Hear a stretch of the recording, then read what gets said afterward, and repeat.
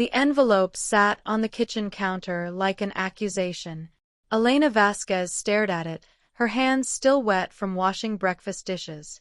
Through the bay windows of the Kensington townhouse, morning sunlight streamed across marble countertops worth more than she'd earned in 5 years. "Open it," Vivian Ashford said from the doorway, her silk robe whispering against the Italian tile. The lady of the house held a coffee cup, bone china, probably worth more than Elena's monthly salary. "Go on." Elena's fingers trembled as she picked up the envelope. Inside, a single sheet of paper. Severance agreement. 2 weeks' pay. Immediate termination. "I don't understand," Elena said quietly. "Did I do something wrong?" Vivian's perfectly maintained face remained expressionless. At 45, she looked 35, courtesy of a Harley Street cosmetic surgeon and a religious devotion to Pilates. Her blonde hair was pulled into a severe bun that probably cost £200 at some exclusive Chelsea salon. "It's not working out," Vivian said, her voice clipped. "We need someone more suitable for our household." "But Sophie," Elena started, thinking of the 8-year-old girl upstairs, probably still asleep. The child she'd cared for every day for the past 2 years. The little girl who'd stopped having nightmares about her parents' constant fighting. Who'd learned to read properly. Who'd started smiling again. "Sophie will adjust," Vivian interrupted. "Children are resilient. We've already arranged for a new nanny to start Monday. Someone from the agency. Better credentials." Better credentials. The words stung like a slap. Elena had come to London from the Philippines 6 years ago with a nursing degree that wasn't recognized in the UK. She'd worked her way through agency positions, elderly care, hospital support, finally landing this nanny job through a friend's recommendation. She'd poured everything into caring for Sophie. Love. Patience. The kind of attention the girl's own mother was too busy to provide. "Mrs. Ashford, please. If this is about money, I can." "It's not about money." Vivian set down her coffee cup with a sharp click. "Marcus and I have discussed this. We feel it's time for a change. That's all. The decision is final." Marcus. Elena had barely seen Mr. Ashford in the 2 years she'd worked here. He was always traveling, New York, Hong Kong, Dubai, managing his hedge fund or private equity firm or whatever it was that made obscene amounts of money. The few times they'd spoken, he'd seemed kind enough. Distracted, but kind. "Does Mr. Ashford know about this?" Elena asked. Something flickered across Vivian's face. Irritation. Maybe guilt. "Marcus trusts my judgment regarding household matters. Now, I'd appreciate it if you could have your things cleared out by this evening. We have people coming to view the house tomorrow, and I'd rather not have any awkwardness." People coming to view the house. That was new. Were they selling?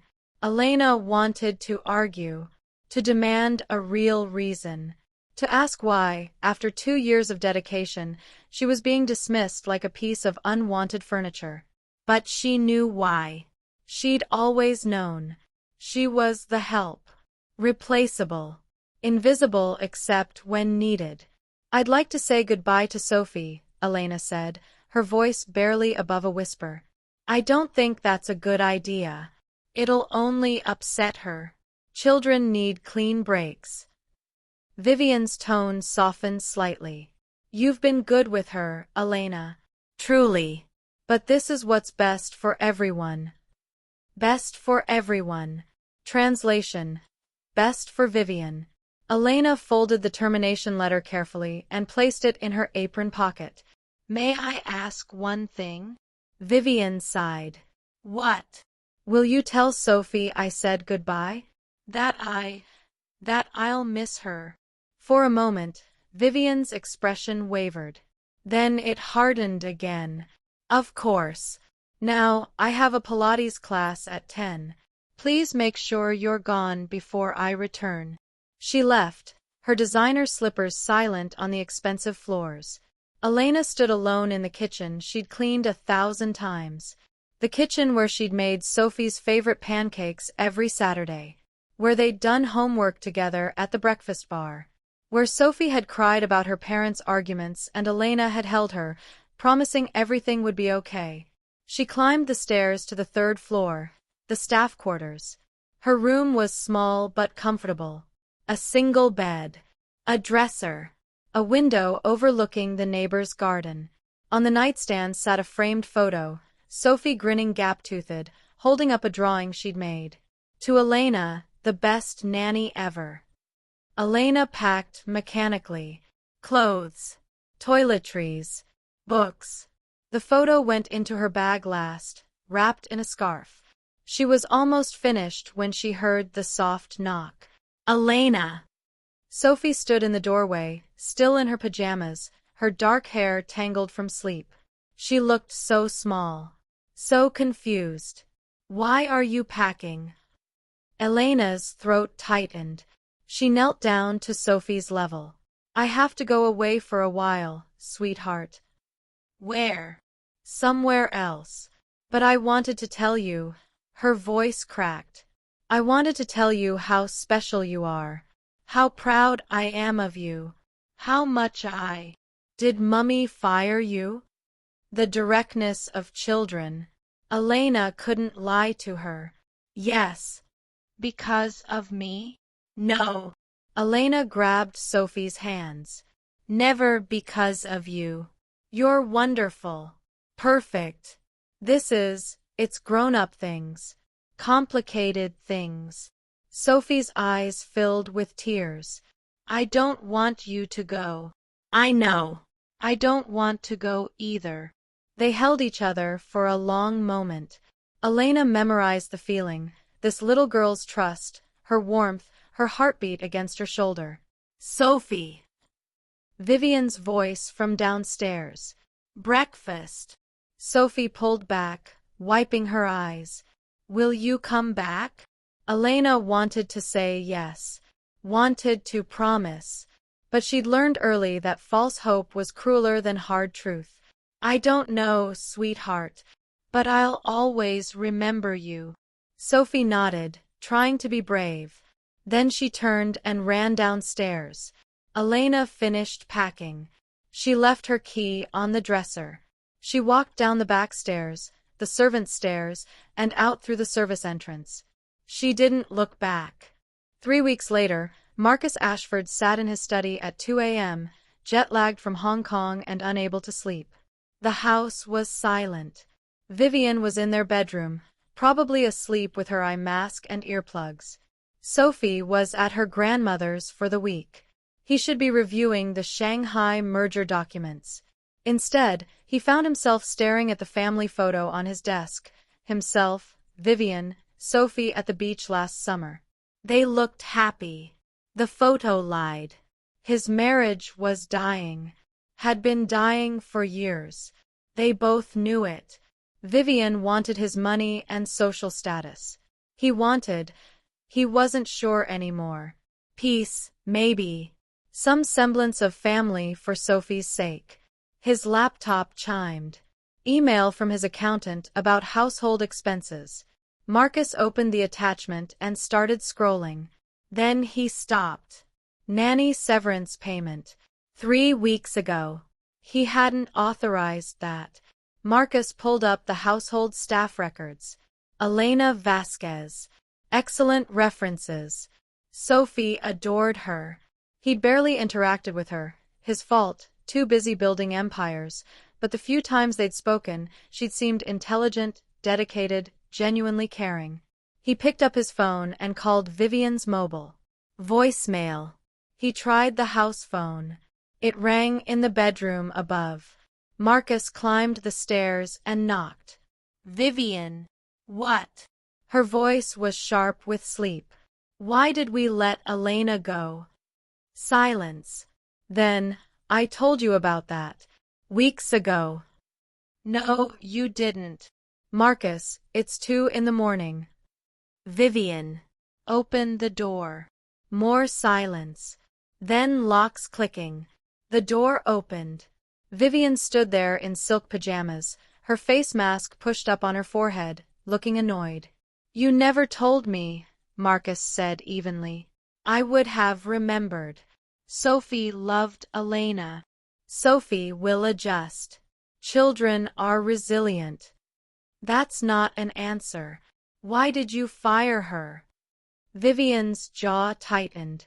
"She was inappropriate. I caught her going through my things."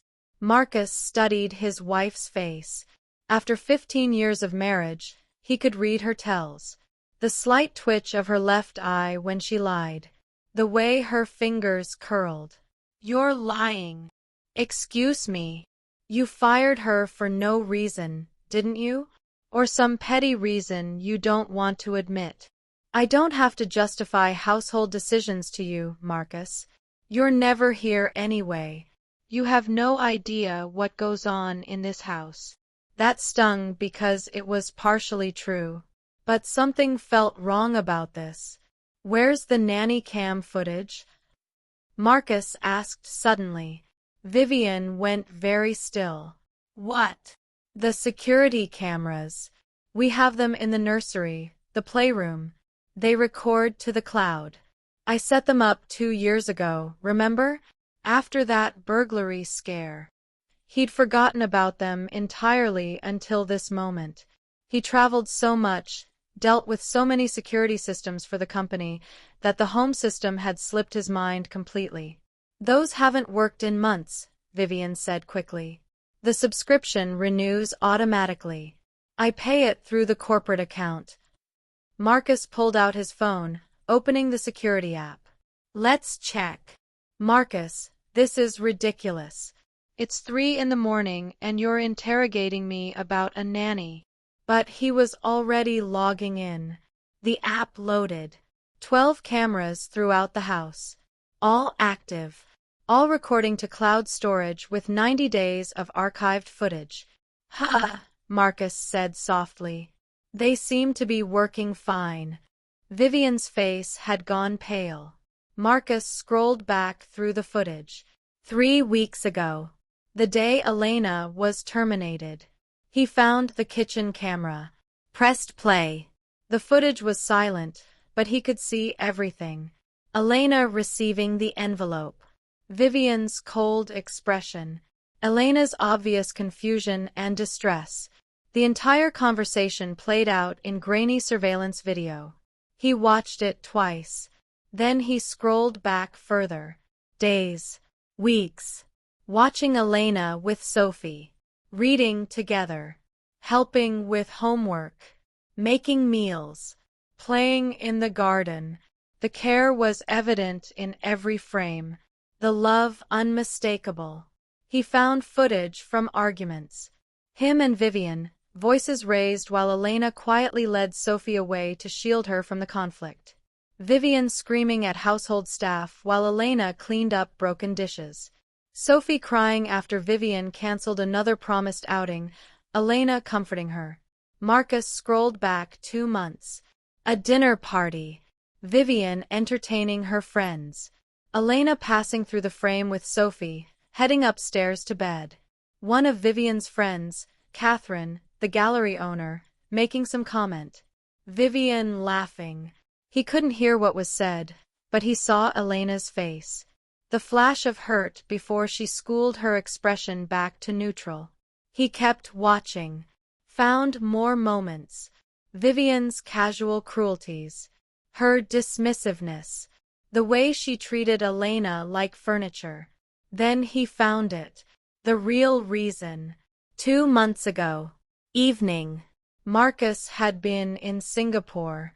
The camera caught Vivian on the phone in the kitchen, speaking animatedly. Elena entered, carrying Sophie's laundry.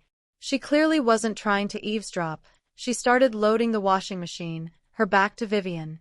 But Vivian noticed her. Ended the call abruptly. Looked at Elena with suspicion. The next clip was from an hour later. Vivian searching Elena's room while Elena was putting Sophie to bed.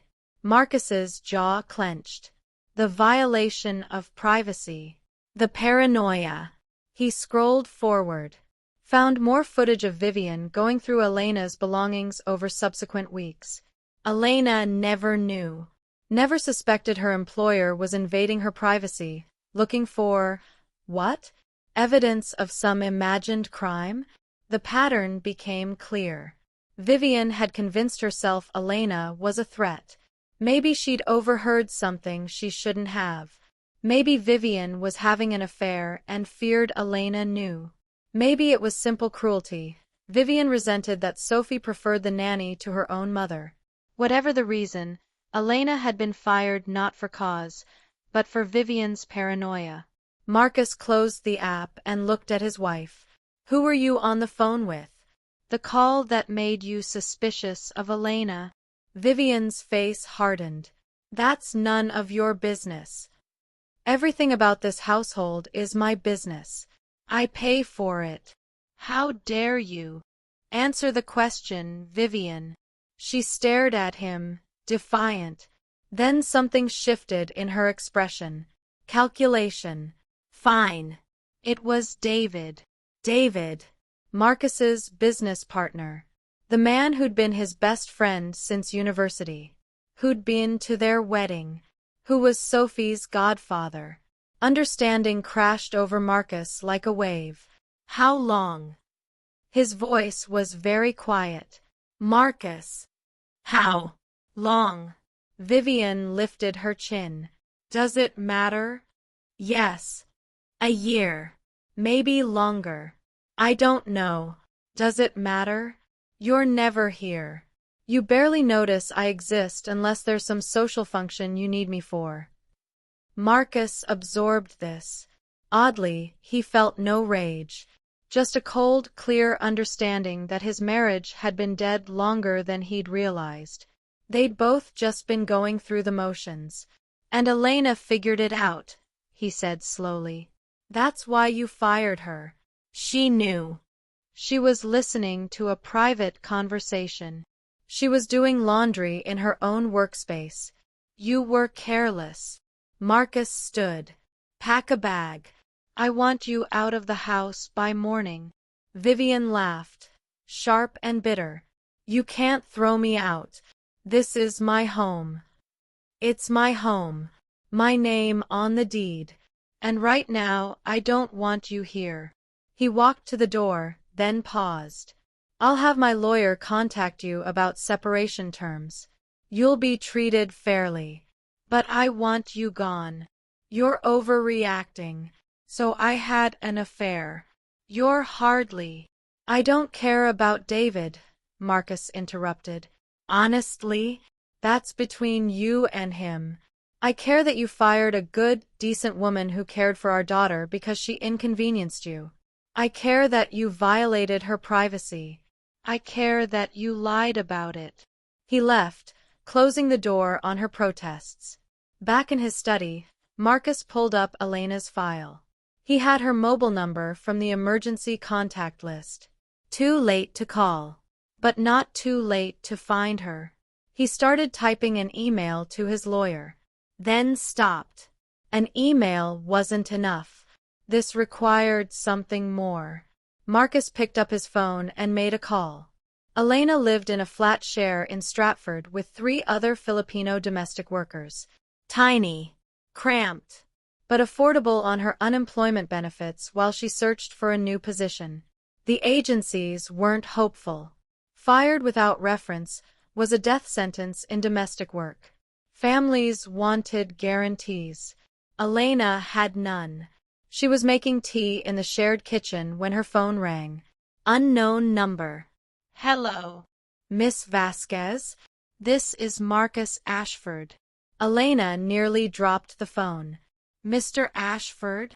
I need to speak with you. In person, if possible. Would you be available to meet this afternoon? Her mind raced. Was he calling to accuse her of something? Demand return of property? She'd left everything behind except her personal belongings. Yes. Where? There's a cafe in Covent Garden. The Petersham. Do you know it? She didn't, but she could find it. Yes. 2 o'clock. I'll be there. He hung up. Elena stared at her phone, anxiety churning in her stomach. At 1:45, she stood outside the Petersham, an elegant cafe that looked far too expensive for someone in her position. Through the window, she spotted Marcus Ashford at a corner table, studying his phone. She gathered her courage and entered. He stood when he saw her. "Miss Vasquez, thank you for coming. Please sit." Elena sat, feeling every bit the poor relation in her high street coat next to his bespoke suit. "Can I order you something? Coffee? Tea?" "I'm fine, thank you." Marcus nodded to the hovering waiter. "2 coffees. And the afternoon pastries, please." When the waiter left, Marcus turned to Elena. He looked tired, older than she remembered. "I owe you an apology," he said simply. Elena blinked. "I'm sorry. I reviewed the security footage from our home. All of it. I saw what happened. How you were treated. Why you were dismissed." He paused. "It was unjust. Cruel. You deserved far better." Elena's hands trembled in her lap. "Mr. Ashford, please. Let me finish." He pulled out an envelope. "This is a formal letter of reference. The truth about your employment, your excellent care of Sophie, your professionalism. It's signed and notarized. Use it for any future positions." He slid the envelope across the table. Elena stared at it like it might explode. "There's also a check inside. 6 months severance. It's inadequate compensation for what you endured, but it's a start." "I don't understand," Elena whispered. "Why?" "Because you did nothing wrong.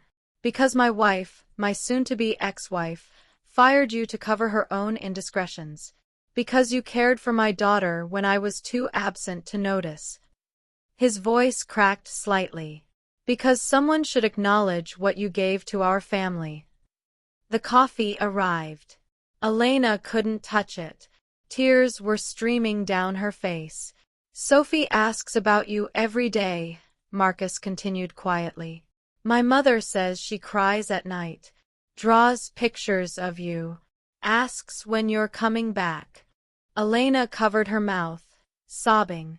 "I can't undo what happened," Marcus said. "Vivian and I are separating. The divorce will be ugly and public.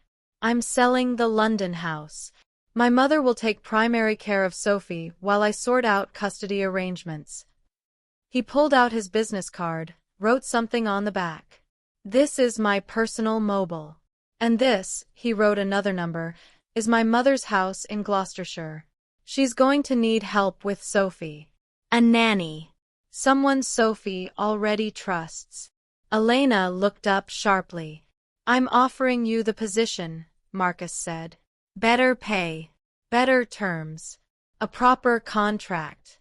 You'd live on the estate. There's a cottage that's yours alone. You'd have autonomy over Sophie's care and education." "Mr. Ashford, I know it's sudden. I know you have every reason to refuse. But Sophie needs you. And frankly, I think you might need this too." He met her eyes. "You're good at this. Exceptional.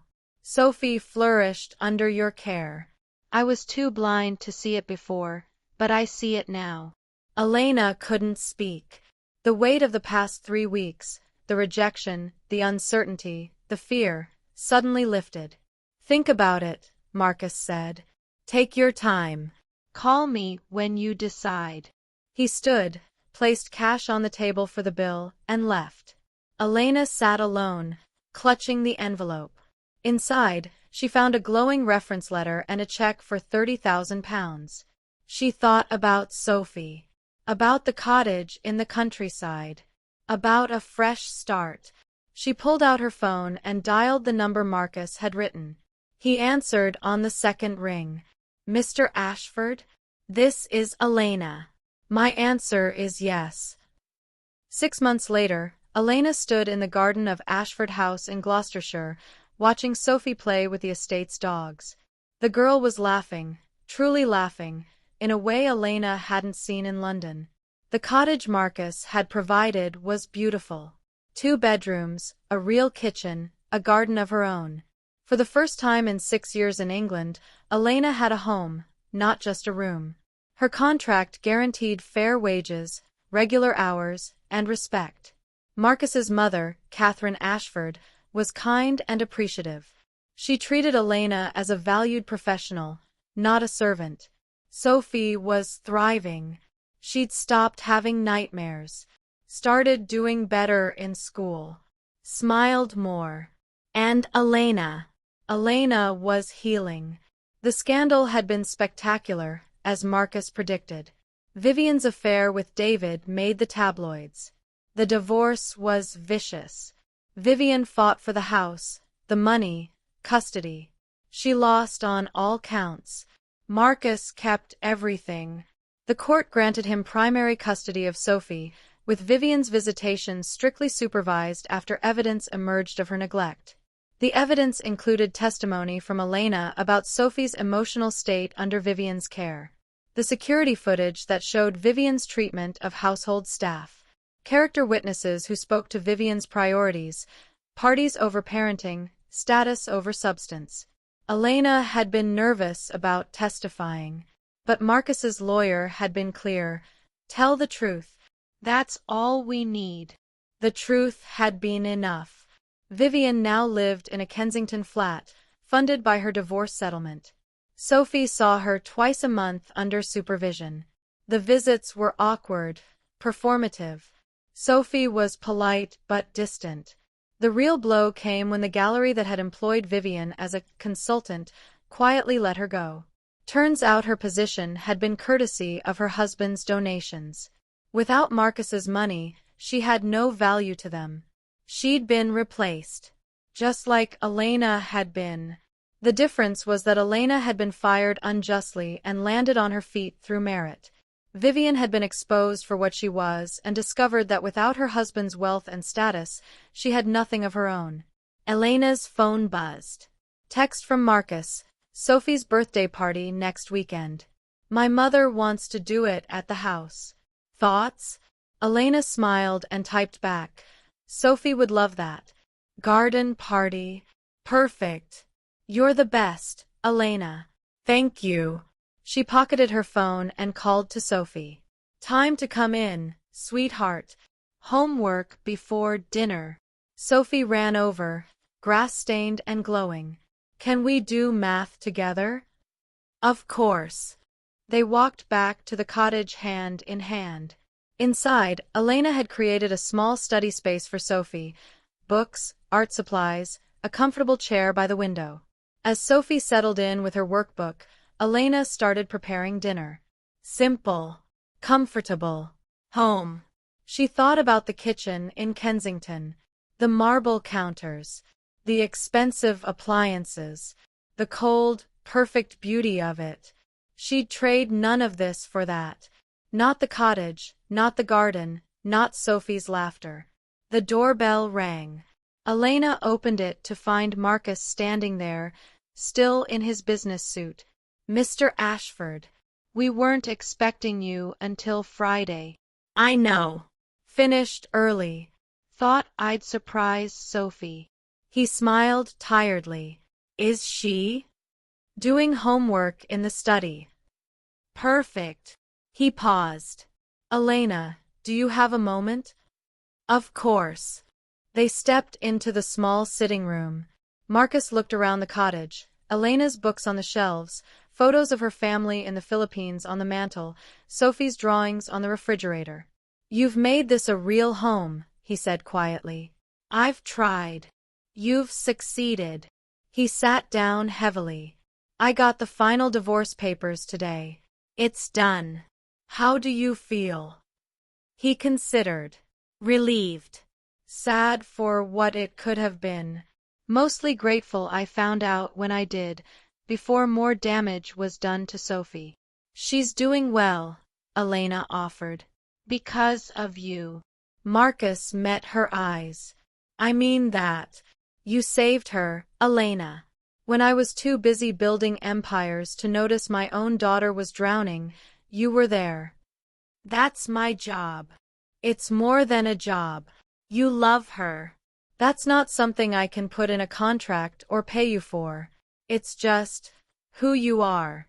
Elena felt tears prick her eyes. She's easy to love. They sat in comfortable silence for a moment. I'm cutting back on travel, Marcus said finally. Restructuring the company so I can be more present. Sophie needs her father, not just a nanny. Even a wonderful nanny. That's good. But I hope you'll stay. As long as you want. Sophie needs you too. We both do. Elena smiled. I'm not going anywhere, Marcus. Marcus, please. After everything, I think we can be less formal. Marcus. He stood, extended his hand. Thank you, Elena. For everything. For giving Sophie the childhood she deserves. For showing me what I was missing. For being you. Elena shook his hand. Thank you for seeing the truth. For believing me. For giving me a second chance. After Marcus left to surprise Sophie, Elena stood at the cottage window, watching father and daughter embrace in the garden. Sophie's delighted shrieks carried on the evening breeze. She thought about Vivian, alone in her Kensington flat, surrounded by expensive things but empty of meaning. She thought about the hidden cameras that had captured the truth. She thought about justice, not the dramatic kind from films, but the quiet kind that came from doing right when no one was watching. Elena had been fired for no reason. But in the end, the truth had been seen. She'd been vindicated, given not just her job back, but something better. Respect. Recognition. A real home. Vivian had everything and lost it through her own cruelty. Elena had nothing and built a life through love. The cameras had shown the truth. But it was what people did when they thought no one was watching that revealed their character. Elena had passed that test. Vivian had failed. And in the end, that made all the difference.